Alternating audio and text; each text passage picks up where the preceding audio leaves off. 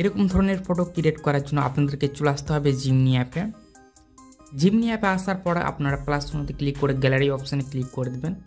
তারপর এখান থেকে আপনার পছন্দের ছবিটাকে সিলেক্ট করবেন, তারপর ডনে ক্লিক করে দেবেন। তারপর জিমনি অপশানে ক্লিক করে দেবেন। এখানে আপনাদেরকে প্রম্পট অ্যাড করতে হবে, এখানে আমি অ্যাড করে দিচ্ছি। প্রত্যেকটা ছবির প্রম্পট আপনারা পেয়ে যাবেন আমার ভিডিওর মধ্যে, আপনারা স্ক্রিনশট করে কপি করে নেবেন। তারপর এখানে আপনারা সেই ফর্মটিকে পেস্ট করে আপনারা সেন্ড বাটনে ক্লিক করে দেবেন ছবি পেস্ট করে। এখানে আপনাদেরকে কিছু সময় অপেক্ষা করে নিতে হবে।